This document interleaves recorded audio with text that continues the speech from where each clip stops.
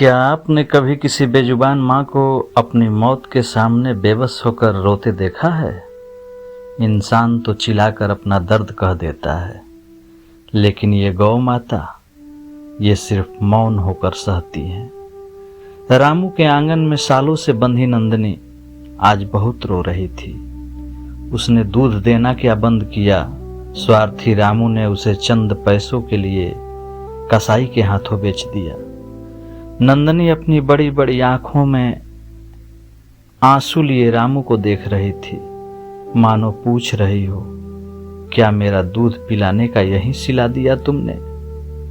जैसे ही कसाई ने उसे गाड़ी में चढ़ाने के लिए लोहे की सांकल खींची, नंदनी ने अपने पैर पीछे खींच लिए। वो अपनी गर्दन घुमाकर खूंटे से बंधे अपने छोटे बछड़े चंदन को देख रही थी। चंदन अपनी मां से बिछड़ने के डर से जोर जोर से रंभा रहा था। कसाई की क्रूर लाठियों के दर्द से ज्यादा नंदनी का कलेजा अपने बच्चों से दूर जाने के गम में फटा जा रहा था। नंदनी की आंखों से बहते आंसू जमीन पर गिर रहे थे। उसकी आत्मा चीख रही थी। तभी रामू का मासूम बेटा गोलू दौड़ कर आया और अपने पापा का हाथ पकड़कर रोते हुए बोला, पापा, आपने हमारी नंदनी माँ को क्यों बेच दिया? रामू ने कहा, है बेटा, वो बूढ़ी हो गई है, हमारे किसी काम की नहीं है, और जो चीज काम की न हो उसे घर में नहीं रखते। मासूम गोलू ने रोते हुए सीधे रामू की आंखों में देखा और सवाल पूछा, जिसने पूरी इंसानियत को झकझोर दिया। बोला, पापा, तो जब आप भी बूढ़े हो जाओगे और किसी काम के नहीं रहोगे, तो क्या मैं भी आपको ऐसे ही घर से बाहर भेज दूंगा?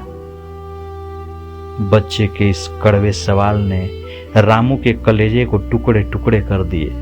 कसाई की वो पैसे उसके हाथों से छूटकर गिर गए। रामू पागलों की तरह नंगे पांव सड़क पर दौड़ा और कसाई की गाड़ी के सामने जाकर खड़ा हो गया। उसने रोते हुए नंदनी को गले से लगा लिया और उसका चंदन भी दौड़कर अपनी मां के आंचल से लिपट गया। दोस्तों, याद रखना, जो गौ माता हमें पालती हैं, बूढ़ी होने पर उसे मौत के मुंह में ढकेलना इंसानियत नहीं, सबसे बड़ा पाप है।